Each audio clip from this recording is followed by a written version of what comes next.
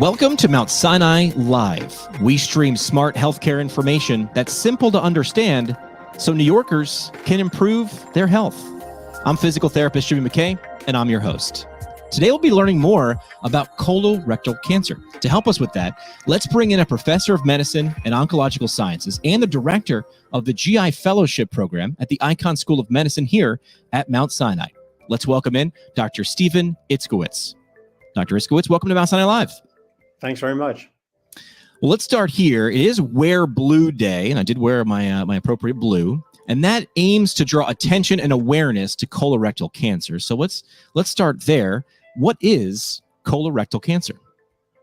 Colorectal cancer is a cancer that affects the large intestine, otherwise known as the colon, the lower GI tract.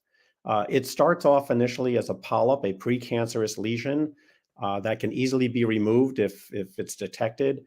And it will prevent colon cancer if you remove the polyp. So one of the nice things about this disease is that there is a well-recognizable precancerous stage in the polyp. And if we find polyps and remove them, we can easily prevent cancers. Okay, good to know. Let's talk about how common colorectal cancer is. Can you tell us about that? Colorectal cancer is very common. It's the third most common cancer in men and women.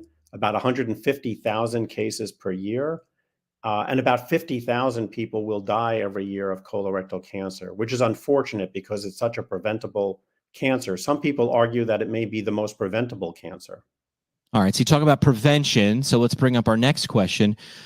How can we prevent it? What is the thing that we should be paying attention to in terms of prevention?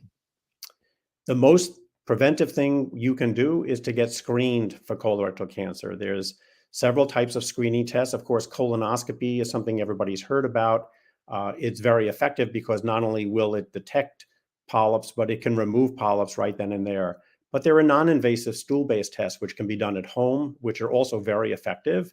Of course, if that test is positive, you would need a colonoscopy.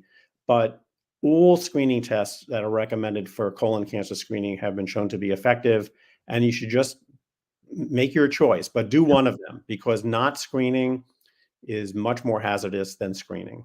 Okay, so I'm getting a theme here. Screening, very, very important. Let's talk about who. If you're hearing screening, some people might think, well, not me, but who should be screened for colorectal cancer? Well, basically, men and women over the age of 45 should be screened, period. There are some high-risk conditions. For example, if you have had a past history of a polyp, if you have a family history of colon cancer or polyps, if you have inflammatory bowel disease, ulcerative colitis, Crohn's disease, or if you have one of the uncommon high-risk genetic syndromes, such as Lynch syndrome or familial polyposis. Some people are born with genes that predispose them to colon cancer, but the majority of colon cancers that occur every year in this country and worldwide happen to people who have no apparent high-risk features. So just age over 45, men and women, no symptoms, you should still get screened. Sounds good. That screening message here on Wear Blue Day as we record this Mount Sinai Live, drawing attention and awareness to colorectal cancer. Dr. Itzkowitz, thanks so much for the insight. You can find us at Mount Sinai NYC on all major social platforms. This has been Mount Sinai Live.